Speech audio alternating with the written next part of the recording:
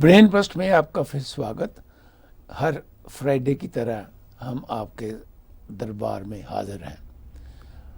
आज हमारे दो गेस्ट हैं।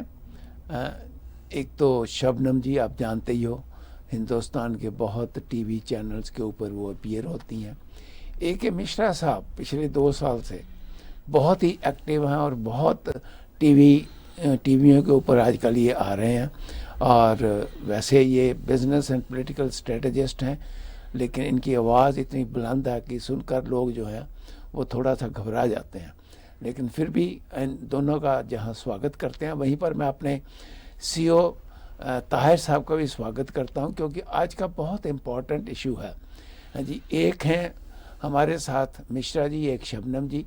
और इशू जो है, जो मैं ये डिस्कस करना चाहता हूँ, उससे पहले मैं थोड़ी सी बैकग्राउंड देना चाहता हूँ। ताहिर साहब, जब से मैं बचपन में पढ़ा करता था, हमारे घर के पास गुरुद्वारा था, तो मुझे बहुत इस बात का दुख होता था कि 4 बजे 5 बजे फुल्ली लाउड स्पीकर से वो काम शुरू कर देते थे। ये मैंने, पता नहीं मुझे बाहर किसी और मुस्लिम कंट्रियों में माइक आजकल चलते हैं या नहीं, लेकिन वहाँ पर अच्छा मंदिरों में भी 5 बजे घंटे बजने शुरू हो जाने। बड़ी कई बार ये मोमेंट उठी कि भाई इनको आप कंट्रोल करो और इनकी आवाज़, आजकल वैसे एक तो पोल्यूशन नॉइज़, और दूसरा ये है कि बाहर के लोग, कई बच्चे जो है वो एग्ज़ाम उनके होते थे, वो बेचारे रात को 2-3 बजे तक पढ़ के सोते थे, लेकिन वो सो नहीं सकते थे, इतनी आवाज़ होती थी। तो ये इशू एक बहुत पुराना इशू था जिसको सुप्रीम कोर्ट ने आज से 20 साल पहले कहा भी था कि भाई ये जो आप लाउड स्पीकर लगाते हो, इसको आप अपने ही एरिया में रखो, विद इन मस्जिद, within temples, within गुरुद्वारास।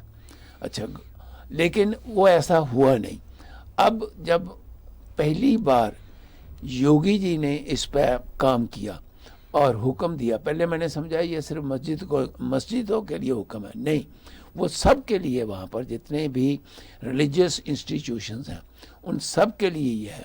और मैं समझता हूँ कि ये एक अच्छी बात हुई है, जैसे जो आपका रिलीजन है वो सड़कों के ऊपर नहीं है, रिलीजन आपकी मस्जिदों, मंदिरों, गुरुद्वारों से बाहर नहीं है, आपके घरों में है, आपके जो मंदिर मस्जिद है उनमें है। तो मैं ये समझता हूँ कि ये जो स्टेप था ये ठीक था। दूसरा, इस वक्त हिंदुस्तान की 7-8 स्टेट्स में डिफरेंट किस्म के रिलीजियस ग्रुप्स में आपस में लड़ाइयाँ हो रही हैं। हाँ जी, कत्ल हो रहे हैं, विच इज़ वेरी बैड। लेकिन मैंने ये देखा हुआ है कि मतलब early in the Congress regime, before the BJP came into power, Shabnam ji, in Gujarat, तकरीबन हर महीने गुजरात में मैक्सिमम राइट्स हुआ करते थे, और राजस्थान में, और कत्लेआम हुआ करते थे। इसी तरीके से बॉम्बे में, आंध्र प्रदेश में, उस वक़्त आंध्र प्रदेश एक इकट्ठा होता था, ना कि तेलंगाना जो अब बीच में से अलग हो गया, तो एक होता था।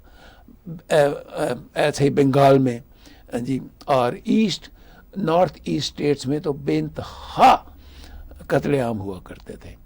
तो ये पिछले 6-7 साल में जो थोड़ा सा मैं समझता था कि ठल पड़ी है, लेकिन अब रिसेंटली फिर पिछले 6 महीने से हिंदुस्तान में इस किस्म की जो एक रजवान, एक किस्म का जो नया सिस्टम शुरू हुआ है, जिसको मैं ये समझता हूँ इनटॉलरेंस का, क्योंकि हिंदुस्तान में इतनी लोग, इतनी कम्युनिटीज़ रहती हैं कि वहाँ टॉलरेंस बहुत ज़रूरी है, और सब रिलीजियस का रहना। कई लोग कहते हैं ओ नहीं जी, इनको मैंने कमेंट्स भी पढ़ता हूँ, हमारे भी कई ऐसे चाहने वाले हैं, इनको सबको पाकिस्तान, 20 करोड़ आदमी को क्या आप पाकिस्तान भेज सकते हो? 20 करोड़ आदमी को क्या आप मार सकते हो? प्लस और भी जितनी चीज़ें हैं। लेकिन मैं एक बधाई तो ज़रूर देना चाहता हूँ कि जो काम शुरू किया गया है यूपी से, आई विश कि सुप्रीम कोर्ट की फीलिंग्स को ध्यान में रखते हुए सारे हिंदुस्तान में ये लागू हो। आप इसके बारे में, क्योंकि अब आप ये देखिए कि कितना अफसोस वाली बात है कि आम आदमी पार्टी अभी आई है पावर में, हाँ जी, और आते ही बहुत ज़बरदस्त हिंदू सिख में राइट्स हुआ ही नहीं करते थे पंजाब में, और वो भी पटियाला जैसे शहर में। हाँ जी, वहाँ पर मैं देखा, आपने भी देखा होगा टीवी पे, कैसे तलवारें लेके सड़कों के ऊपर वो घूम रहे थे एक दूसरे के। तो इस किस्म का जो माहौल है, दैट इज़ नॉट वेरी, मैं समझता हूँ कि गुड फॉर द नेशन। आप क्या समझते हैं? जी डॉक्टर साहब, मैं बहुत थोड़ी बात करूंगा क्योंकि आज हम शबनम जी और मिश्रा भाई को सुनना चाहेंगे, क्योंकि वो वहाँ पे बैठे हुए ग्राउंड पे देख रहे हैं जो कुछ हो रहा है। जो यहाँ पे बैठकर डॉक्टर साहब आप और मैं ऑब्जर्व कर रहे हैं या जिसको हम वॉच कर रहे हैं थ्रू मीडिया इंटरनेट, वो ये लगता है कि ये जो रिलीजियस इंटॉलरेंस है, हमने भी आज अपने टैग टीवी के शो में रिलीजियस इंटॉलरेंस का शब्द भरता है, मगर इनफैक्ट रिलीजियस इंटॉलरेंस ग्राउंड पे उस तरह नहीं है जिस तरह पॉलिटिशियंस उसको बनाना चाह रहे हैं। ये पॉलिटिशियंस को डॉक्टर साहब सूट कर रहा है अनफॉर्चुनेटली। आपने अभी आम आदमी पार्टी का जिक्र किया। पंजाब जो ख़ास तौर पर हिंदू, मुस्लिम, क्रिश्चियन और सिख भाईचारे के लिए हमेशा से मशहूर रहा, बुरे बुरे हालात में भी वो एक बिल्कुल एक नॉर्मल हालात में चूँकि पॉलिटिशियन को सूट कर रहा है तो वो उसको हवा दे रहे हैं। यही जो आपने बात की 7-8 स्टेट्स में ये जो सब कुछ छोटे छोटे हमें इंसिडेंसेस देखने को और सुनने को मिल रहे हैं, they are very shocking on one hand, but on the other hand मुझे यूं लगता है डॉक्टर साहब, वो पॉलिटिकल पार्टीज जो रीजनल हैं उनके इंटरेस्ट में है, क्योंकि वोट बैंक इस पे सारा चल रहा है। इससे वो भारत के ऊपर सेंटर की सरकार पे प्रेशर डलवाना चाहते हैं, फॉरेन कंट्री से भी, विद इन भारत भी। तो सिचुएशन काफ़ी जो है वो अफसोसनाक है। लेकिन मेरा ख्याल है हम बात पूछते हैं शबनम जी से, मिश्रा जी से, कि वो इस सारी सूरत हाल को कैसे देखते हैं। तो सबसे पहले स्टार्ट करते हैं मिश्रा जी से। जी हाँ जी, और पूछते हैं मिश्रा जी, आप इस सारे कांड को जो हिंदुस्तान में हो रहा है किस नजरिए से देखते हैं? देखिए डॉक्टर साहब, 2014 के पहले अगर देखा जाए तो यूपी में इंटॉलरेंस है सबसे ज्यादा था। आए दिन आप ये देखिए किसी न किसी तरीके के चैलेंज सहारनपुर से होता रहता था, कहीं ना कहीं कोई ना कोई जो है बवाल या एटलीस्ट वर्बल लेवल पे कोई ना कोई स्टेटमेंट आते रहते थे। अब सवाल यहाँ पे ये है कि अगर हम क्षेत्रीय उसकी बात करें, जैसे रीजनल पार्टियां, एक जगह तो बहुत पीसफुल माहौल है, जैसे आप यूपी में देखिए पूरा रमजान निकल गया और सारी चीजें नवरात्र वगैरह निकल गई, कहीं कोई पे भी कुछ नहीं हुआ, बल्कि अगर हिंदुओं की कोई यात्रा जा रही है तो मुसलमान भाई लोग उस पर फूल बरसा रहे हैं। ये टॉलरेंस का एक बेस्ट एग्जाम्पल है, वीडियोज अवेलेबल है। तो क्या कारण है कि नेशन एक है, कल्चर एक है, तीज त्योहार एक है, पंजाब में कुछ और हो रहा है, महाराष्ट्र में कुछ और हो रहा है। देखिए, दो लेवल पे हम इसको डिस्कस कर सकते हैं। एक इंडिविजुअल लेवल पे मैं मानता हूं कि हर सोसाइटी में कुछ ना कुछ डिस्टर्बिंग एलिमेंट रहते हैं या ग्रुप रहते हैं। सबसे बड़ी बात यह होती है एडमिनिस्ट्रेशन का रोल यहाँ पे क्या है, पॉलिटिकल पार्टियों का रोल, एडमिनिस्ट्रेटिंग या रूलिंग पार्टी जो है उनका रोल क्या है। अगर वो ढीले पड़ जाए किसी भी तरीके से और वो इनको मूक रूप से यानी साइलेंट वे में सपोर्ट करने लगे, क्यों सपोर्ट करने लगे? अपने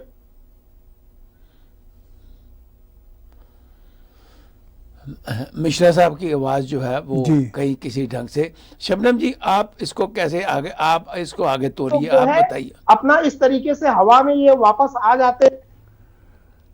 हाँ, मिश्रा जी आपकी आवाज टूट रही है, आप 2 मिनट जरा होल्ड करिए। शबनम जी आप इस पर बोलिए। डॉक्टर ताहिर गौरा और डॉक्टर रणवीर शारदा, आप दोनों को जय हिंद। सारे व्यूवर्स को भी जय हिंद। आपको भी जय हिंद। आपको भी। ये जो आप पर हम बात कर रहे हैं ना कि टॉलरेंस, इनटॉलरेंस, ये तो बहुत सालों से सब कुछ चलता ही आ रहा है। आप और हम बात कर रहे हैं कि कहीं दंगा हो गया, कहीं पर मुसलमानों की पिटाई हो गई, कहीं पर हिंदू भाइयों की पिटाई हो गई। तो ये पहले जो हम पहले सरकारें थी, पहले सबने कहीं ना कहीं मुस्लिम को ज्यादा शेल्टर देने की कोशिश की और हिंदू अगर कहीं पिट गया तो उसको कहीं ना कहीं दबाने की कि चलिए न्यूज ना बने। जैसा आप और हम जानते हैं कि न्यूज वाले किस तरह से किसी चीज को चाहे तो दबा भी लेते हैं। हालांकि न्यूज वाले बुरा मान जाते हैं इस बात पर सच्चाई तो एक यही है। मैं बोल रही हूँ कि सब लोगों का कहना है कि 2014 से सारा कुछ शुरू हो गया है। 2014 से ही सारे लोग लड़ने लगे हैं, 2014 से ही।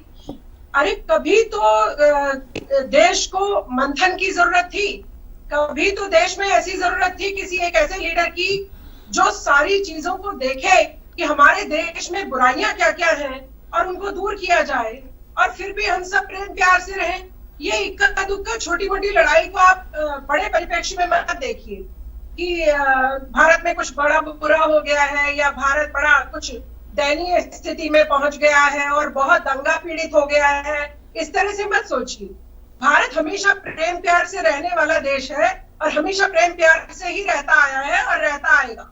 मगर अब की बार जो सरकार है, जो हमारे पास एक दमदार लीडर है नरेंद्र मोदी जी, उन्होंने कुछ ऐसी कमियां जो शायद बरसों बरस हम सोचते ही रह जाते, उनको दूर करने की ठान रखी है। और जब दूर करने की ठानी है तो आपको पता है कि विक्टिम कार्ड अब कौन खेल रहा है? विक्टिम कार्ड खेल रहे हैं विपक्षी पार्टियां।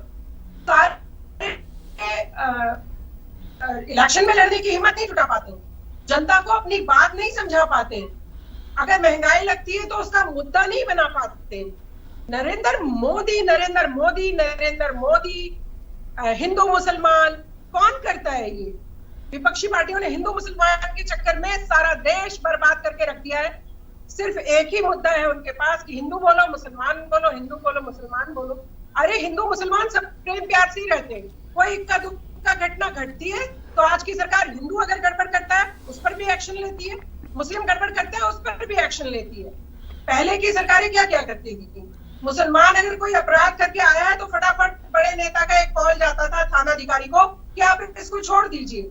इसमें मुसलमानों को बुरा मानने की जरूरत नहीं है डॉक्टर साहब। इसमें मुसलमानों को छोटी सी बात समझने भर की देर है कि कुछ लोग हमारी वोट लेने के लिए हमें अपराधी तक बनाने को तैयार थे। हम चाहे अपराध करें, कोई भी गलत काम करे देश में, हमें संरक्षण प्राप्त हो जाता था नेता का। आज कोई हिंदू को कोई नेता संरक्षण देने को तैयार नहीं है अगर गलत काम करता है। ना हिंदू कम्युनिटी साथ में खड़ी होती बचाने के लिए। वो कहते हैं कि अगर अपराधी है तो सजा दीजिए। मुसलमानों के साथ प्रॉब्लम ये थी, उन्हें नेता भी बचाते थे और सारे संगठन सारे उनको भी बचाने आ जाते थे, सारे मुस्लिम संगठन। मैं बोल रही हूँ एक पर्सनल लॉ आप अपनी पर्सनल लॉ बोर्ड आप अपना चलाते थे, सोचिए कि कितनी छूट दे रखी थी आपको। तो आज आप और हमको सब लोगों को सोचना चाहिए, अगर मस्जिद से लाउड स्पीकर हट रहा है तो मंदिर से भी हट रहा है। शबनम जी, अभी आपने अपने विचार दिए। ताहिर साहब, एक हिंदुस्तान में अब मूवमेंट चली है जी कि वहाँ पर civil law, civil code law जी जो है वो लाया जाए, जिसकी मैं पिछले 20-30 साल से ये कह रहा हूँ कि वो होना चाहिए, उसके बगैर नेशन नहीं बनता। तो पहले आप उसके बारे में क्या सोचते हैं, और फिर ए.के. मिश्रा जी इसको कैसे रिलेट करते हो इस सारे हिंदुस्तान के जो इस वक्त काम चल रहे हैं उनके मुताबिक? देखिए, जो सिविल कोड का वहाँ पे चर्चा हो रहा है वो नीड है भारत की, मैं तो पर्सनली समझता हूँ, क्योंकि उससे यूनिफॉर्मिटी आएगी, हार्मनी आएगी। जो एक दूसरे से गिला होता है, जो बिल्कुल शबनम जी ने ठीक कहा कि अनफॉर्चुनेटली ये पॉलिटिकल पार्टीज जो लूजर एंड पे हैं वो उनके इंटरेस्ट में होता है कि ये कार्ड्स खेलें। और प्राइम मिनिस्टर नरेंद्र मोदी की जो सरकार है वो बहुत, जिसे कहते हैं ना, अनट्रेडिशनल, नॉन ट्रेडिशनल तरीकों से चीज़ों को ठीक कर रहे हैं। मैं जब नॉन ट्रेडिशनल कहता हूं तो वो जो एक रीत बनी हुई है सेकुलरिज्म की, कोट अनकोट, या तो सेकुलरिज्म फ्रांस वाला लाए ना वहाँ पे। अब वो भारत में कौन सा सेकुलरिज्म है, वो सेकुलरिज्म की डेफिनेशन पे ही पूरा नहीं उतरता। तो वो जो दूसरी पार्टियां वो फिर ये करते हैं कि ऐसा कोई वहाँ पे एनवायरनमेंट क्रिएट किया जाए, उसको हवा दी जाए, ताकि इनके बारे में, यानी बीजेपी के बारे में एक बुरा तासर बने, इंटरनेशनली बात खराब हो। वो यहाँ पे होती भी है, लेकिन frankly world leader don't care about them. मतलब सबसे ज्यादा अमेरिका का केयर करना होता है ना। अमेरिका का प्रेस बोलता रहे, जो मर्जी करता रहे, लेकिन जो अमेरिकन एडमिनिस्ट्रेशन है, प्रेसिडेंट हिमसेल्फ है, वो तो सदकेवारी हो रहे हैं मोदी जी के, फ्रैंकली मतलब अभी इन्हीं मुश्किल दिनों में हमने देखा, वो तो हर यानी पाकिस्तान के प्राइम मिनिस्टर जो इमरान खान फॉर्मर थे, वो कहते थे मुझे कॉल नहीं आती, बाइडेन जी की तो हर दूसरे हफ्ते कॉल गई होती है नरेंद्र मोदी जी को, मतलब ये सर्कमस्टांसेस हैं। तो भारत इस वक्त स्टेक होल्डर है वर्ल्ड का। अब उसकी जो वजह है वो प्राइम मिनिस्टर मोदी है। अब ये जाहिर है दूसरी पार्टियों को बात पसंद तो नहीं आएगी, क्योंकि उनकी पॉपुलैरिटी तो बढ़ती चली जा रही है। अब इस सारी सूरत हाल में जो सिविल कोड की आप बात कर रहे हैं, वो यूनिफॉर्मिटी लाने के लिए बड़ा इंपॉर्टेंट है। मेरा ख्याल है मिश्रा जी पिछली बार उनकी आवाज टूट गई थी, हम चाहेंगे कि उनकी भी राय लें इस पर। मिश्रा जी दोनों को जोड़ के। जी डॉक्टर साहब, बस लास्ट में मैं उसको कंप्लीट कर देता हूं। देखिए, यहाँ पे कुछ रीजनल लेवल पे ऐसी पॉलिटिकल पार्टियां हैं जिनकी महत्वाकांक्षाएं तो बहुत ज्यादा है, लेकिन जो उनके टूल्स एंड टेक्निक है ना, वो तेजी से प्राइम मिनिस्टर बन जाना चाहते हैं, सारे राज्य में, पूरे नेशन में अपनी पॉलिटिकल पार्टी को एकदम छा जाना चाहते हैं। तो उनके जो मीन्स है, उनके टूल्स एंड टेक्निक है, उनके तरीके हैं, वो बड़े गंदे हैं। ये वो टूल्स एंड टेक्निक है जो किसी डिस्टर्बिंग एलिमेंट को सपोर्ट करना शुरू करते हैं कि ताकि माहौल हमारे फेवर में बन सके। तो ये रीजन है जिसके कारण डिस्टर्बेंस बहुत ज्यादा यहाँ पे फैलता जा रहा है। जहां पे एडमिनिस्ट्रेटिव एबिलिटी है और सबको साथ लेके चलने की बात है, जिनका हृदय विशाल है, पूरी दुनिया में आप देख लीजिए, वहां पे डिस्टर्बिंग एलिमेंट नहीं हो पैदा नहीं हो पाते हैं, और गलत को गलत, सही को सही किया जा सकता है, कहा जा सकता है। यूपी एग्जाम्पल है। दूसरी चीज, आपने यूनिफॉर्म सिविल कोड की बात की, तो मैं आपको बोलूंगा इंडिया के बारे में यहाँ के नेता और बाहर के लोग एक बड़ा अच्छा स्टेटमेंट देते रहते हैं। हमारे देश की विशेषता है यूनिटी इन डाइवर्सिटी। मैं मानता हूं हमारे देश की विशेषता है यूनिटी इन डाइवर्सिटी। अगर ये यूनिफॉर्म सिविल कोड आ जाए ना, तो ये जो मुहावरा है, मैं ये बोल दूंगा कि ये एकदम परफेक्ट हो गया। अब ये इंडिया के लिए सुटेबल है। एक काम की यूनिफॉर्मिटी क्यों आनी चाहिए, या यूनिफॉर्म सिविल कोड इसलिए होना चाहिए, देखिए इतने भांति भांति के लोग यहाँ पे रहते हैं। अब ये कुछ ऐसे देखिए ना, जैसे भेड़ों का झुंड होता है, मान लीजिए 100, 150, 200 है। अब हर भेड़ के लिए आप अलग अलग डंडा तो रखेंगे नहीं, अलग अलग चरवाहा तो रखेंगे नहीं। तो इसका बेस्ट तरीका यह है कि कुछ बहुत बेसिक और जरूरी चीजों के लिए यूनिफॉर्मिटी होनी चाहिए, वहां पे कानून भी एक होना चाहिए। इसलिए यूनिफॉर्म सिविल कोड आना, ह्यूमैनिटी से रिलेटेड जितने, जैसे शादी ब्याह हो गया, किसी को न्याय मिलना है, किसी को और कोई चीज है जो कि ह्यूमन बॉडी के लिए, ह्यूमन नेचर के लिए, आदम जात के लिए, आदमी की जाति के लिए बराबर है। सब आदमी को लगे कि हम बराबर हैं, कानून की नजर में, देश की नजर में हम बराबर हैं। रही बात जो डाइवर्सिटी है, अगर आप किसी विशेष धर्म से, संप्रदाय से बिलोंग करते हैं, आप अपनी सोसाइटी में, अपने घर में उन चीजों को, खुद के उन रिचुअल्स की प्रैक्टिस करिए, तो डाइवर्सिटी भी बनी रहेगी और यूनिटी भी बनी रहेगी। तो यूनिफॉर्म सिविल कोड लाना इसलिए जरूरी है कि बहुत सारी योजनाओं को, बहुत सारी चीजों को एक अच्छे तरीके से इंप्लीमेंट किया जा सके। अदरवाइज ज्यादातर देश का जो रिसोर्स है, जो टाइम है, वो इसी चीज में जो है डिस्टर्ब होता रहता है, कंज्यूम होता रहता है। जैसे फॉर एग्जांपल, अब एक माइनॉरिटी सेक्शन है, मान लीजिए, भले ही वो लोग बहुत अच्छे हो, उनको जरूरत नहीं है, लेकिन माइनॉरिटी के कारण, माइनॉरिटी का लेबल लगे होने के कारण, भले वो माइनॉरिटी है नहीं, लेकिन लेबल लगे होने के कारण फंड उनको बहुत ज्यादा जा रहे हैं। अगर वही फंड यूनिफॉर्म सिविल कोड के हिसाब से होगा, जो रियली में जरूरतमंद होंगे वो उनको जाएगा, जो अपने पैरों पे खड़े हैं, जिनको मदद की जरूरत नहीं है। तो यूनिफॉर्म सिविल कोड इसलिए लाना ज्यादा जरूरी है। सोशल जस्टिस एक बराबर होगा सबके लिए, हर ह्यूमन बीइंग को, हर सिटीजन को यह महसूस होगा कि हम इक्वल हैं, किसी को स्पेशल राइट नहीं है। तो यूनिफॉर्म सिविल। मिश्रा साहब, अभी आपने अपने बारे में ये अपने व्यूज दिए। मैं ताहिर साहब काफी दुनिया घूमे हुए हैं जी, तो मैं इनसे ये पूछना चाहता हूँ, और फिर शबनम जी का खास इस पे हमने लेना है कि ये देखिए, जब मुस्लिम कम्युनिटी अपने देश को छोड़कर वेस्टर्न कंट्रीज में आती है जहाँ पर सिविल कोड लागू है, तो उसको तो वो बड़े प्यार से एक्सेप्ट करते हैं। व्हाट इज द प्रॉब्लम जी इन इंडिया और in those countries where they feel कि नहीं जी हमारा तो अपना राज होना चाहिए, क्या हमारा अपना शरिया ला होना चाहिए। ये आप इतना दुनिया घूमे हो, बताइए कि क्या वजह क्या है कि अमेरिका, कनाडा में आते हैं, इंग्लैंड में जाते हैं, फ्रांस में जाते हैं, यूरोप में जाते हैं, वो वहाँ पे एक्सेप्ट करते हैं। देखिए डॉक्टर साहब, बात यह है कि यहाँ पर भी हमारी कम्युनिटी में से कुछ लोग ऐसे हैं जो कहते हैं कि भाई यहाँ पर भी शरिया लॉ होना चाहिए। नहीं, वो तो कहते हैं ना, लेकिन उन्हें कोशिश भी करते हैं, कोशिश भी करते हैं, लेकिन मसला ये है कि भारत के जो मुसलमान हैं वो कोई आउटसाइडर नहीं है, वो भारत के ही हैं, नस्लों से भारत के हैं, ठीक है। और शबनम जी मेरे साथ, आपके साथ, हमारे साथ इस वक्त जुड़ी हुई हैं, वो हम सबसे बेहतर जानती हैं कि मैं भी जब भारत जाता हूं डॉक्टर साहब, तो भारत की जो मुस्लिम्स की जो मेजॉरिटी है फ्रैंकली, या जिनसे एटलीस्ट मैं मिलता हूं, वो उनके ये विचार नहीं होते जो हम जहांगीरपुरी में वायलेंस की सूरत में देखते हैं। वो भी भारत के समाज के साथ ही चलना चाहते हैं, लेकिन बदकिस्मती से जो क्रिमिनल एलिमेंट्स घुसे हुए हैं, जो पोलिटिसाइज्ड एलिमेंट्स वहां पे हैं, जिनके वेस्टेड इंटरेस्ट इस बात में हैं कि वो किसी न किसी तरह से कोई ना कोई डिसरप्शन करें सोसाइटी में। मेरा सवाल फिर वही जी जी है कि आप जब वो वेस्टर्न वर्ल्ड में आते जी हैं तब तो वो एक्सेप्ट करते हैं। डॉक्टर साहब हमें ये बात समझने वाली है, ये मैं ये जानना चाहता हूं, आपको और मुझे ये बात समझने वाली, क्या आपको डॉक्टर साहब आपको ये बात समझना जरूरी है कि मुस्लिम्स किसी एक कल्चर से नहीं आते। कनाडा में, अमेरिका में जो मुसलमान हैं वो इंडोनेशिया से लेके, तुर्की से लेके, मिडिल ईस्टर्न कंट्रीज सबसे आ रहे हैं और सबके अपने अपने पॉइंट ऑफ व्यू है। आप जिन मुसलमानों की बात करना चाहते हैं वो पाकिस्तानी और इंडियन बैकग्राउंड के मुसलमान हैं या बांग्लादेशी बैकग्राउंड के हैं। मैं जब यहाँ कनाडा में, अभी सुबह ही मेरा एक मीटिंग थी यहाँ स्टूडियो आने से पहले, जिसमें मेरी मुलाकात इंडोनेशियन और मिडिल ईस्टर्न मुसलमानों से थी। वो मुझे कोई एहसास ही नहीं हुआ कि वो अपनी किसी किस्म की कोई अलग दुनिया चाहते हैं।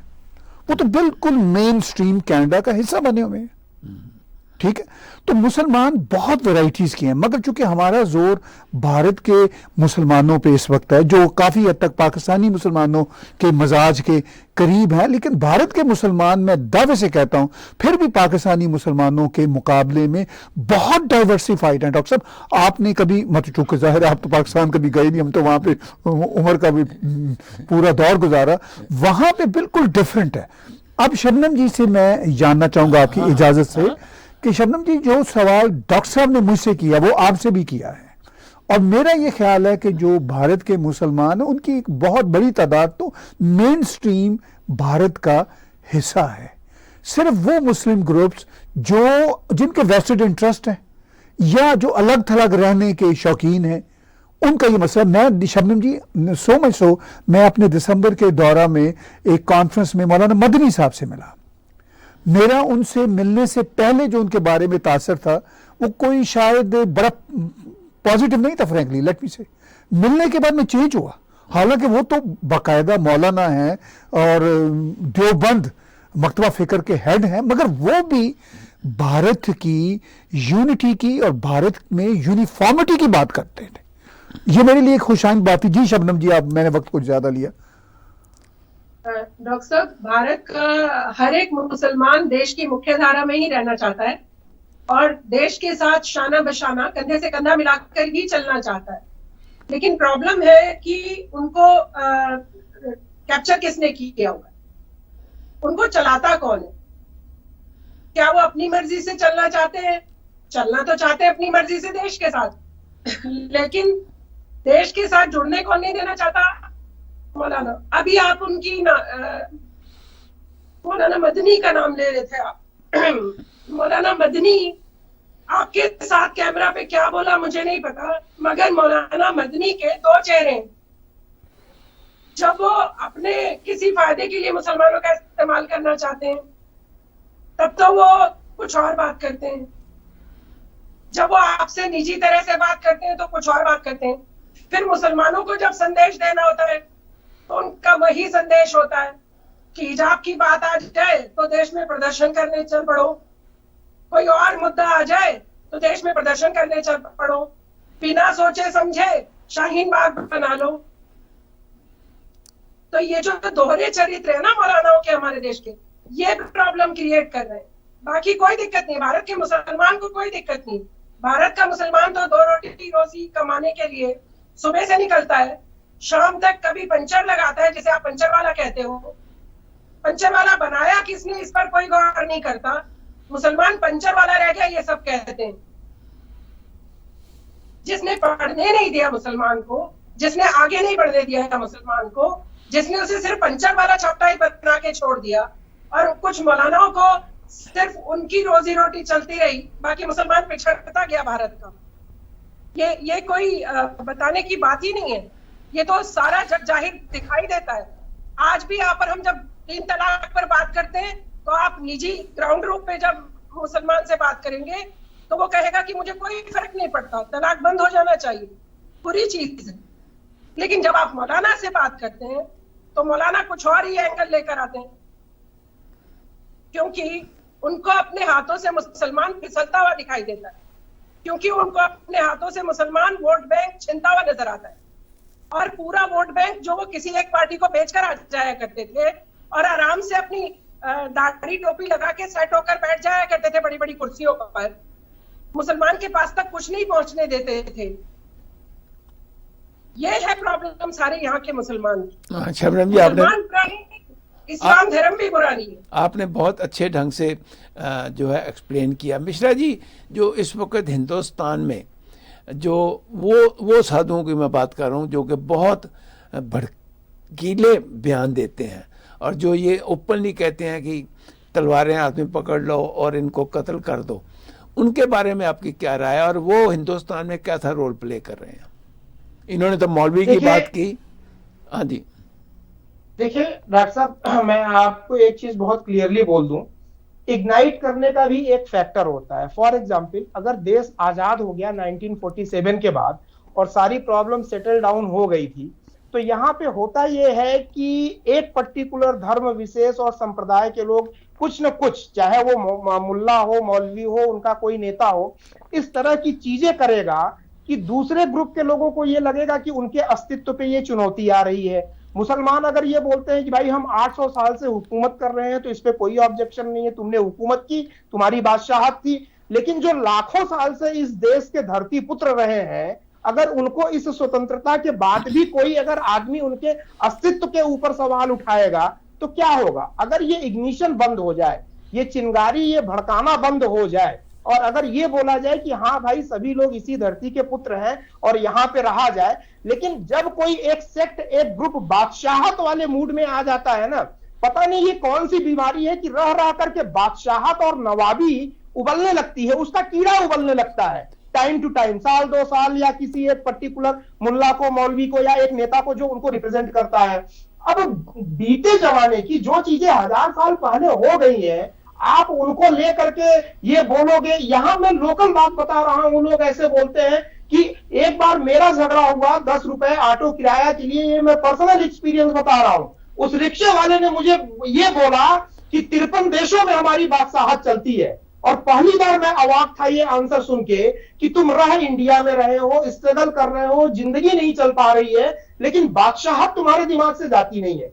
और किसी भी ग्रुप के साथ मैं बोलता हूं, जब आप उसके अस्तित्व पे सवाल उठाएंगे तो इस तरीके के रिएक्शंस आने शुरू हो जाएंगे अपने सुरक्षा में, अपने संस्कृति की सुरक्षा में। तो मैं तो ये बोलूंगा कि मैच्योरिटी का परिचय सबको देना चाहिए। यहाँ पे बादशाहत गई तेल लेने, वो खत्म हो गई है। अगर वो मैं हिस्ट्री की बात करूंगा तो रंगून में किस हिसाब से हमारे जो लास्ट बादशाह थे, वो उनकी मौत किस तरीके से हुई थी, शाहजहां के बाद की क्या स्थितियां थी, तो उन मुगालते में नहीं रहना चाहिए। आज परिस्थितियां बदल गई हैं ग्लोबल लेवल पे। बार बार अगर कोई चिंगारी को छेड़ेगा तो क्या होगा डॉक्टर साहब, आप मुझे ये बताइए। एक लेवल पे कोई ना कोई चीज बस्ट आउट होगी। चलिए इंडिया के साधु बहुत बेकार है, मैं मान लेता हूं। अभी देखिए एक देश में कुरान की प्रतियां जलाई गई, क्यों जलाई गई? टॉलरेंस के लेवल के ऊपर जब आप जाएंगे तो वो चीज वहां टूटने लगेगी, उसका रिएक्शन आना शुरू हो जाएगा। फ्रांस में ऐसी घटनाएं क्यों हुई? इंग्लैंड में नो गो जोन बन गए हैं, वहां के लोग क्यों काराफूसी करते हैं? आपके कनाडा में ये चीजें होने लगी है। मतलब टीयर करने के लेवल पे जब आप पहुंचेंगे, जब कोई चीज एक टूटने के लेवल पे आ जाती है, तो सबसे पहले वो आपके शब्दों के द्वारा निकलती है। वो ऐसे कुछ चेतावनियां दी जाएंगी, कुछ भाषण दिए जाएंगे। अगर वहां पे भी कोई कंप्रोमाइज या कोई सॉल्यूशंस नहीं होता है और उसमें पॉलिटिकल लोग मिल करके उसमें पेट्रोल डाल दें, तो दंगे भड़कने में टाइम नहीं लगते हैं, चाहे ये ब्रिटेन हो चाहे लंदन हो। आप पूरी दुनिया में आप देखिए, कहीं पे भी इतना टर्मोइल अगर है तो उसके पीछे रीजन यही है। मिश्रा जी, ताहिर साहब, ये जो हैदराबाद के एमपी हैं जो अपने आप को ये कहते हैं, सऊदीन, क्या नाम है उनका, ये अवैसी साहब की बात। अवैसी साहब जी। कि ओवैसी मैं साहब। मैं मुसलमानों का सबसे बड़ा लीडर हूँ। जी। ये इस किस्म के जब आदमी भड़कालू बयान देते हैं तो उससे सोसाइटी में डिसइंटेग्रेशन जो है वो क्रिएट कर रहे हैं। वो किस किस्म के शुभ चिंतक हैं अपनी कम्युनिटी के, ये मैं आपसे जानना चाहता हूँ। देखिए, मैं तो उनको कुछ ज्यादा जानता नहीं, उन्होंने तो नहीं, बस नहीं, मुझे मैं उनके हाँ बयान- जी जी जी, उन्होंने तो बस मुझे ट्विटर पे ब्लॉक किया हुआ है, आई डोंट नो व्हाई। चूंकि मैं तो जो उनकी स्टेटमेंट्स हैं वैसी साहब के, जब वो ये कहते हैं कि मैं मुसलमानों का सबसे बड़ा लीडर हूँ, तो ये बात कहने का डॉक्टर साहब उन्हें हक है। ये तो कोई इतनी प्रोवोकेटिव बात नहीं, ये तो पॉलिटिशियन सारे ही कहते हैं ना। बयान जो प्रोवोकेटिव जी, देते हैं वो तो उनकी देते बात कर रहा हैं, हूँ। वो असल में उनके जो भाई हैं ना, उनके बयानात में टॉलरेट नहीं कर सकता, क्योंकि अवैसी साहब जो हैं वो एक पॉलिटिशियन है। और देखिए, मतलब उनसे मैं एग्री नहीं करता, मगर वो एक जितनी उनकी लिमिट है उस लिमिट में रहते हुए वो बड़े स्मार्ट पॉलिटिशियन है। ये अलग बात है कि उनका यूपी में जिस तरह इलेक्शन में बुरा हाल हुआ हमने देखा, तो इससे पता चला कि लोग उनके जो ओपिनियन है वो बाय नहीं कर रहे। अच्छा चलिए, ओवैसी साहब को तो छोड़िए, जो खास मिश्रा साहब कह रहे हैं ना, वो बड़ी इंपॉर्टेंट बात कर रहे हैं। वो ये कह रहे हैं कि जब आप मुसलसल हर्ट करते रहेंगे, जब आप मुसलसल ये कहते रहेंगे जी कि हमने तो हुकूमत की है, हम आइंदा भी फॉरएवर हुकूमत करने के लिए होंगे। अच्छा, ये मिश्रा साहब, ये एक लंबी बहस है। सिर्फ वही लोग नहीं हैं जो कल्प्रिट्स हैं, जो भारत के कुछ ऐसे बड़े जिसे कहते हैं ना वाइट कॉलर किस्म के लोग हैं जो न्यूज़पेपर्स में वर्ल्ड वाइड लिखते हैं, ठीक है, उनका ये कहना होता है कि जी ये देखिए उर्दू कितनी बढ़िया ज़ुबान है। भाई उर्दू मैं भी बोलता हूँ, पंजाबी हूँ अगरचे मैं, वाकई बढ़िया ज़ुबान है, मगर इससे आप इस तरह तो पेश नहीं करेंगे ना कि जी यही दुनिया की बेहतरीन ज़ुबान है। इससे आप दूसरों को ह्यूमिलिएट तो नहीं करेंगे ना। अच्छा, वो फिर उन्होंने क्या किया, भारत की जो हमारे हिंदू बहन भाइयों की सेकुलर क्लास है, उनको भी इसमें अपना कर लिया हुआ है कि जी देखिए ये जो कल्चर है, ये जो कल्चर है मुगलों का, ये तो कोई बहुत ही कमाल का कल्चर है। अच्छा, इससे इनडायरेक्टली आप अपनी भारत की सिविलाइजेशन को हर्ट कर रहे हैं, ठीक है। उसका फिर रिएक्शन तो आएगा डॉक्टर साहब, हर एक्शन का एक रिएक्शन होता है। जो आपने साधुओं की बात की ना, वो जो 99% साधु हैं वो तो वाकई साधु हैं, लेकिन फिर कोई ऐसे गुसीले साधु भी सामने आते हैं 1%, जो बेचारे उस रिएक्शन का हिस्सा होते हैं, जो कहते हैं कि इनफ इज इनफ, ठीक है। डॉक्टर साहब, आप मेरे दरवाजे के बाहर हर वक्त तलवार लहराएंगे तो फिर एक दिन आएगा मेरा भी कि मैं भी कहूंगा अच्छा यार फिर मुझे भी दो तलवार, और मैं बाहर जाता हूं। तो ये एक एक्शन का रिएक्शन है, ह्यूमन सोसाइटी कोई भी क्यों ना हो, चाहे अमेरिका कनाडा हो। तो ये जो सिचुएशन है, ये मेरा ख्याल है शबनम जी से हम जानना चाहेंगे कि ये कैसे, इसका हल क्या है डॉक्टर साहब, इसका सोल्यूशन क्या है। शबनम जी, जो इन्होंने ताहिर साहब ने कहा वो, और उसमें मैं एक और ऐड करना चाहता हूँ, ये जो मौलवी बहुत भड़कीले बयान दे देते हैं जी कि हम तो बिल्कुल किसी के आगे नहीं झुकेंगे और तबाही मचा देंगे, वैसे ही जैसे इन्होंने कहा कि वैसी साहब के भाई साहब देते हैं, उसका कोई है कंट्रोल किसी तरीके से हो सकता है? कंट्रोल डॉक्टर साहब उसका सरकार कर सकती है। ये जो बेवकूफाना और बदतमीजी भरे बयान मौलानाओं के सुनते हैं हम, मैं तो इनको मौलाना नहीं कहती हूँ, जितने भी मुल्ला हैं, कि हम उसे नेस्त नाबूद कर देंगे, लड़की तो खेत है बाढ़ में घुस जाओ, इस तरीके का जो यूट्यूब पे बयान देके घूमते हैं, इसके ऊपर किसको लगाना पड़ेगा अंकुश? सरकार को ऐसे सारे मुल्लाओं की संपत्ति कुर्क कर लेनी चाहिए, सरकार को ऐसे सारे मुल्लाओं को जेल में डाल देना चाहिए।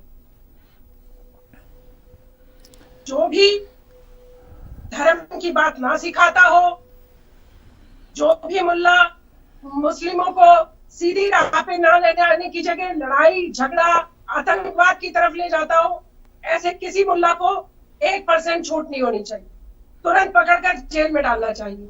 अरे वो यूट्यूब पर आकर इतना बोल जाता है और फिर भी वो आराम से घूमता रहता है। मैं बोल रही हूँ कि चैनल वाले भी बिठाते किन मुल्लाओं को है, जो हमेशा इस्लाम की गलत चीजें बताते हैं।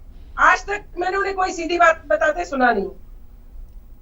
3 तलाक कुरान शरीफ में नहीं लिखा है, लेकिन दे दिया तो हो जाएगा। एक चीज कानून में लिखी ही नहीं है जिसको आप फॉलो करते हो किताब को, कुरान शरीफ को, उसमें वहां वो लिखा ही नहीं है, और आप लड़कियों को कह रहे हो ये तो हो गया अब आपका तलाक। या अभी अभी एक रिसेंट की आपको घटना बता रही हूँ मैं, कि वो लड़के ने गुस्से में तलाक दिया, तो जाके मौलाना से पूछा, बोल रहा है हो गया तलाक।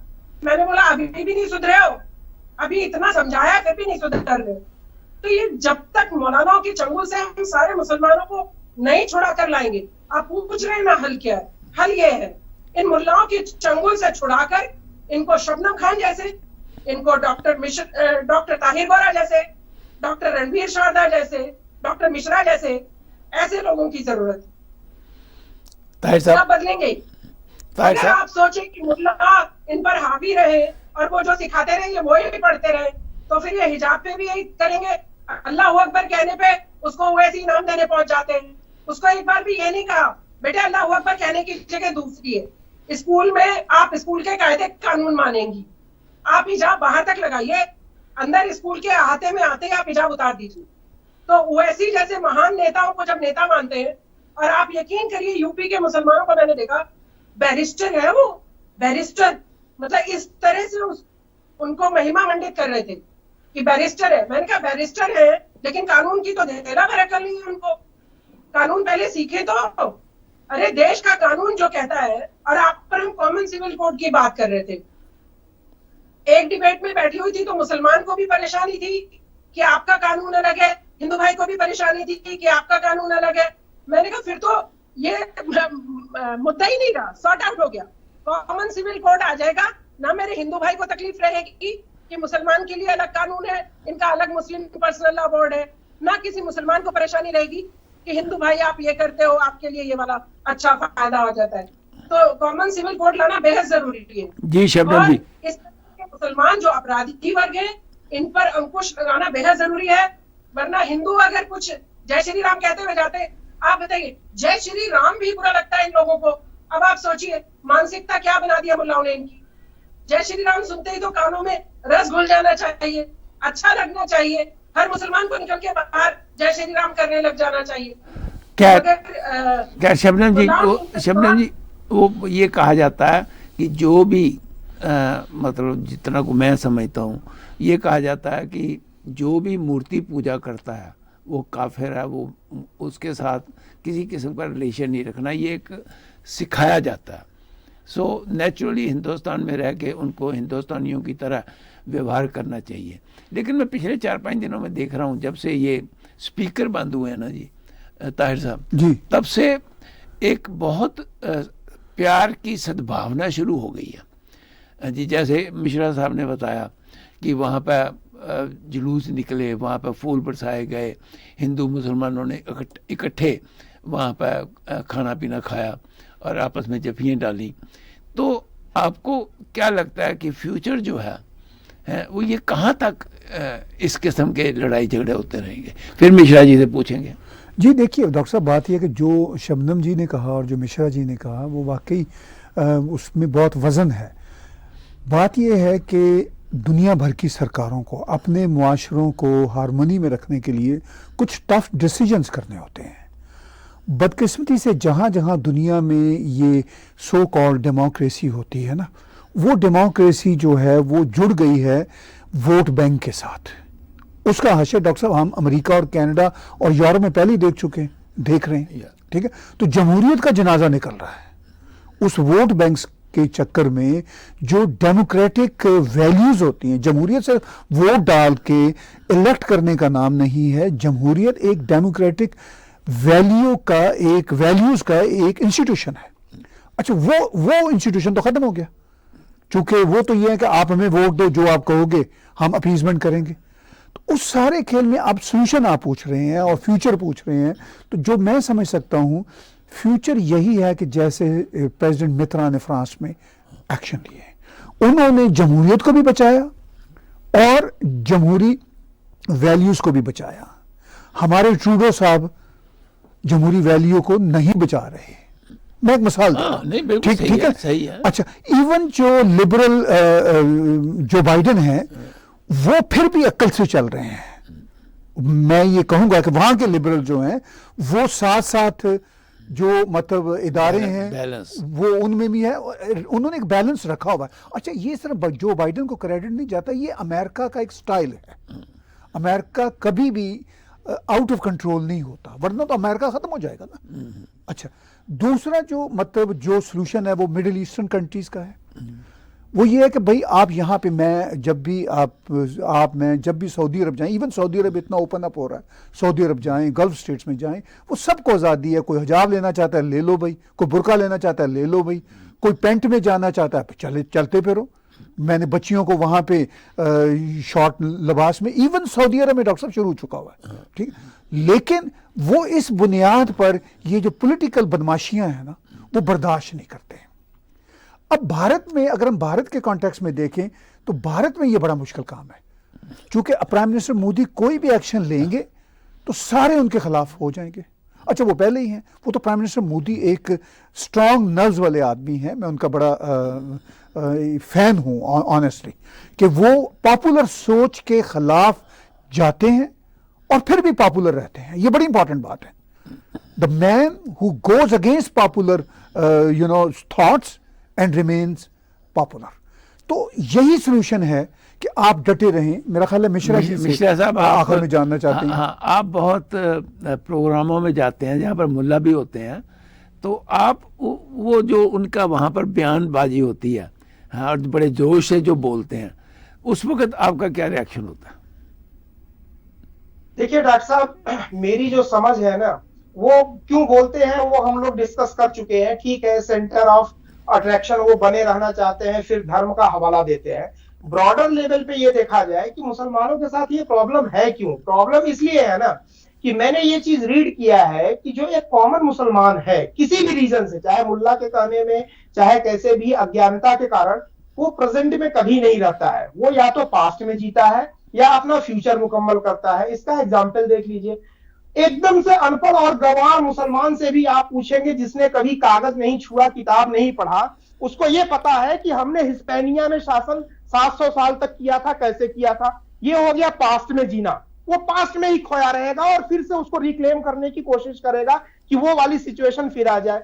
या फ्यूचर में आईआईटी इंजीनियरिंग वगैरह करके अभी गोरखपुर में जो कांड हुआ, तो अब वो लड़का वहां पे जो चाकू से हमला किया, या न्यूयॉर्क में जो टावर के साथ उसने जो जहाज लड़ाए थे, इतने पढ़े लिखे होने के बाद वो अपना फ्यूचर मुकम्मल कर रहे थे, भविष्य, कि हमें जन्नत में जाना है, वहां 72 हूरें लेनी है।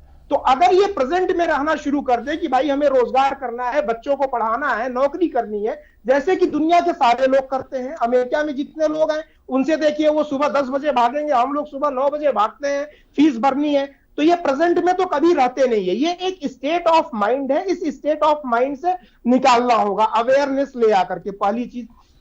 दूसरी इसमें सबसे इंपॉर्टेंट चीज ये है कि जो मैंने बोला बादशाहत का कीड़ा, पता नहीं क्यों हर मुसलमान को ऐसा लगता है। देखिए, बादशाहत अब कहीं नहीं रही पूरे दुनिया में। 5 साल के लिए कोई बन गया, फिर कोई बन गया, डेमोक्रेटिक रूल सब जगह है। इनको अभी भी ये लगता है कहीं डेमोक्रेसी है। इनको ये लगता है कि अमेरिका में हम बादशाहत फिर ले आएंगे, हिस्पैनिया में फिर ले आएंगे। एक बड़ी ध्यान देने वाली बात है, पूरे सब कॉन्टिनेंट की बात करूं, इंडिया, पाकिस्तान और बांग्लादेश की।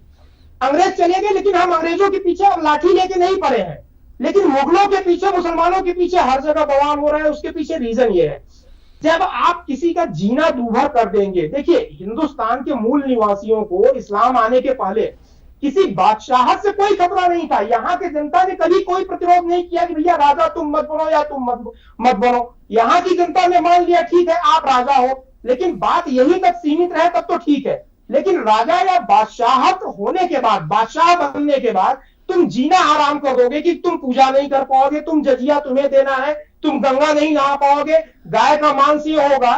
जब एक लेवल पे जाकर के सारी चीजें खत्म होने लगती हैं, तो वहां पे विरोध की बातें, विरोध की भावनाएं उठनी शुरू हो जाती हैं। अगर ये 2-3 चीजें स्टेट ऑफ माइंड मुसलमानों का इस दुनिया में कोई बदल दे, सऊदी अरेबिया के प्रिंस ने बदलना शुरू किया है। मैं आपको फ्रैंकली बोलूं, ये एक स्वागत योग्य कदम है। यही चेंज अगर जनमानस पे लाया जाए एक एक मुसलमान को, क्या कारण है कि एक अनपढ़ मुसलमान को हिस्पैनिया, जो कि हम इंडिया या पाकिस्तान से कोई मतलब नहीं है, अरे हिस्पैनिया की लड़ाई में तुम क्या, तुम्हारे दादा परदादा भी नहीं गए थे वहां पे, तो तुमको क्या मतलब है वहां के इतिहास से कि वहां के इतिहास को लेके एकदम प्राउड फील करना और ये महसूस करना कि हम ही वहां के बादशाह थे और हम ही ने वो युद्ध फतह किया था। ये डायलेमा से, ये vogue state of mind, vogue powerful वाली जो भावना है कि हम ही सबसे ज्यादा, रॉन्ग वे में ये भावना है कि हम ही सबसे ज्यादा पावरफुल है, इस स्टेट ऑफ माइंड से अगर मुस्लिम समाज अपने आप को निकाल लेता है तो मैं समझता हूं दुनिया में बहुत बड़ा कंट्रीब्यूशन मुसलमानों का होगा। सेकंड लार्जेस्ट पॉपुलेशन इनकी है, लेकिन साइंस में, टेक्नोलॉजी, इवन सऊदी अरेबिया में जितनी पेट्रोल निकालने की मशीनरी है, टेक्नोलॉजी है, कंपनी है, सब नॉन मुस्लिम टेक्नीशियंस वहां लगे हुए हैं सर। इतनी बड़ी ये पॉपुलेशन सर्व कर सकती है जी मिश्रा जी, पूरी दुनिया को। हाँ जी, पूछिए मत। मिश्रा जी, इससे पहले कि हम प्रोग्राम को समाप्त करें, सबसे पहले हमारे, क्योंकि हम सब भाई बहनों को एक समझते हैं, हमारा प्रोग्राम जो है वो ईद से पहले है। सबसे पहले मैं मंडे को ईद है, ईद की बधाई देना चाहता हूँ शबनम जी आपको, और जितने भी हमारे देखने वाले हैं, ताहिर साहब को, इनकी परिवार को, जितने भी हमारे देखने वाले व्यूअर्स हैं, उन सबको पहले मैं ईद की मुबारकबाद देना चाहता हूँ। ताहिर साहब जी शुक्रिया जी, ईद मुबारक, खैर मुबारक। और मिश्रा जी जो बातें कर रहे हैं, शबनम जी जो बातें कर रहे हैं, मैं ये समझता हूँ कि ये एक हमारा अब कलेक्टिव थॉट प्रोसेस होना चाहिए कि हम अपनी इस दुनिया को कैसे हारमोनियस बना सकें। और जो इश्यूज़ हैं वो जिसे कहते हैं इंग्लिश में we must call spade a spade वाली बात है। अब हमें इश्यूज़ को सही तौर पर हेड्स ऑन जाके हिट करना होगा, लेकिन तरीके के साथ। मैं हमेशा कहता हूँ मिश्रा साहब और शबनम जी, देखिए बात ये कि ये सब इश्यूज़ जो जिनका हम सब जिक्र कर रहे हैं, ये इश्यूज़ हैं। अब इनका सोल्यूशन क्या है, वो सोल्यूशन हम वो भी प्रपोज कर रहे हैं, लेकिन वो सरकारों को ऑन बोर्ड आना होगा। जैसे शबनम जी ने कहा कि जब तक सरकारें अपने पॉलिटिकल वेस्टेड इंटरेस्ट से बाहर नहीं निकलती, जैसे मैंने फ्रांस की मिसाल दी, किसी हद तक भारत में भी हो रहा है। भारत बहुत मुश्किल है इस मामले में, क्योंकि वहाँ आदतें बहुत बुरी पड़ चुकी हुई हैं फॉर द पास्ट 75 ईयर्स। ठीक है, अब वो मोदी जी का करेक्शन के पाथ पे लेके जाना, वो उनको पॉलिटिकली कोई इतना आसान नहीं है, उनके लिए बहुत मुश्किल काम है। और फिर जाहिर है चीज़ें वो एक्शन एंड रिएक्शन के साथ चलती हैं। तो मेरा ख्याल है कि प्रोग्राम के आखिर में जो हमें ये देखना है कि आफ्टर ऑल किस तरह हम सब मिल के इस जो मतलब एक डिसरप्टिव माइंडसेट है, मैं यूं कहूँगा, बड़े एहतियात से मैं शब्द बरत रहा हूँ, जो डिसरप्टिव माइंडसेट है उसको हमें कैसे डायरेक्शन देना है, वो बहुत मुश्किल काम है, बहुत मुश्किल काम है। डॉक्टर साहब उसका हल मेरे जैसे आदमी के पास है, लेकिन मैं कभी टीवी पे कह नहीं सकता। ये काम कहने वाले नहीं है, ये करने वाले हैं। ये मैं आपसे। शबनम जी 30 सेकंड आखिर में क्या मैसेज है?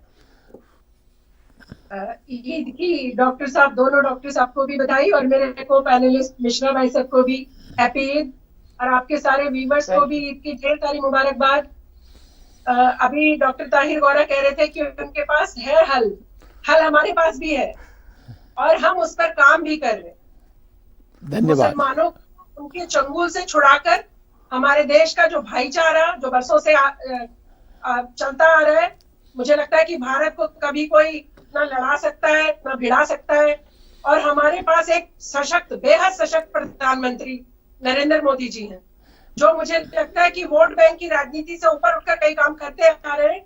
और भविष्य में मुझे पूरा यकीन है, अपने माननीय प्रधानमंत्री जी पर मुझे पूरा यकीन है कि वो जितनी भी कुरीतियां थी, जैसे हम धर्मों में कुरीतियां दूर करते आए हैं, पहले सती प्रथा थी, बंद हो गई, अभी 3 तलाक था, बंद हो गया।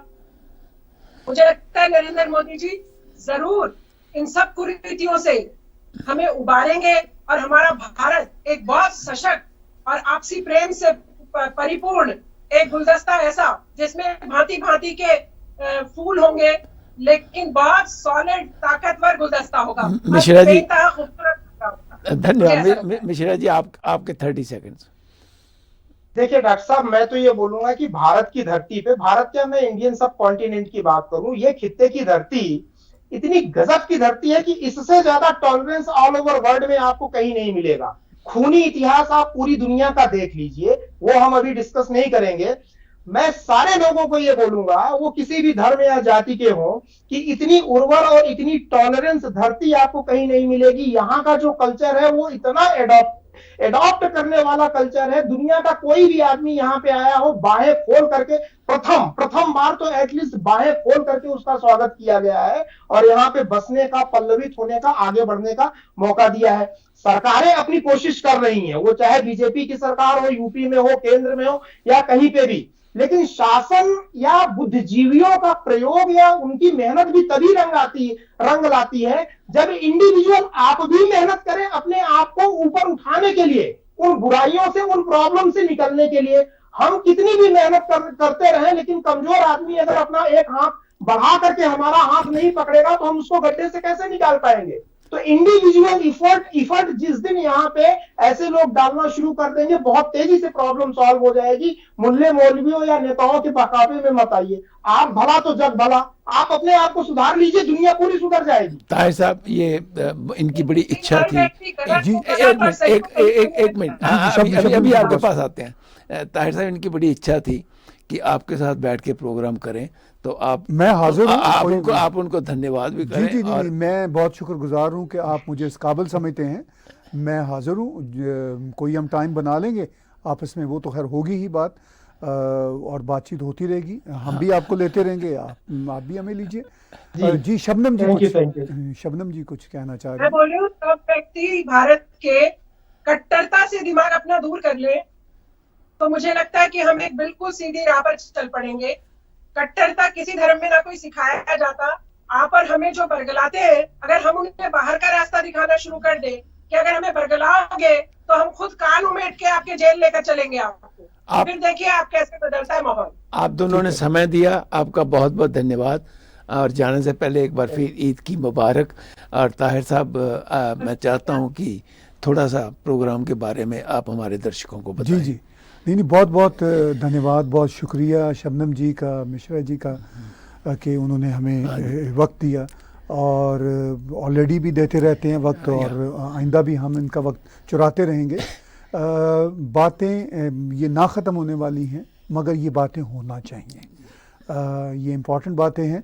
और आखिर में मैं शुक्रिया के साथ, धन्यवाद के साथ साथ यही कहूँगा अपने व्यूअर्स को कि हमारा टैग टीवी का चैनल सब्सक्राइब कीजिए और हमारे मैसेज को दूर दूर तक पहुंचाइए, चूँकि हमारा मैसेज आपका ही मैसेज है।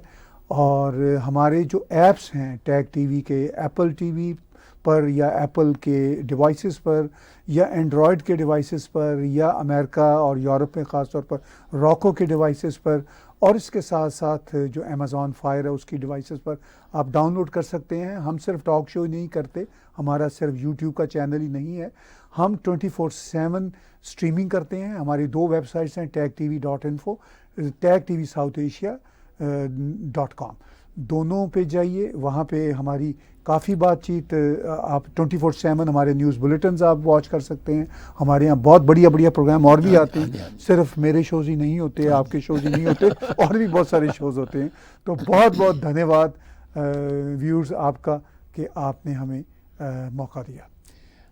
आखिर में फिर मैं आपका एक बार धन्यवाद करना चाहता हूं, और मैं ये चाहता हूं कि tag TV bye the end of this year, जैसे कि मैं आपको रोज़ कहता हूं कि जब आप सब्सक्राइब करते हो तो अपने सोशल मीडिया पे शेयर ज़रूर किया करो।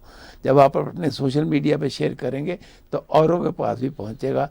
आई want to see by the end of this year 1 million और more subscribers of tag TV, क्योंकि ताहिर साहब अपने मिश्रा जी और शबनम जी इतनी मेहनत करते हैं, रात दिन 24 घंटे 7 दिन 24, वो कहते हैं 24/7, इनका ध्यान इसी में लगा रहता है कि कैसे इम्प्रूव किया जाए। आप दोनों का बहुत बहुत धन्यवाद। See you next Friday. Thank you.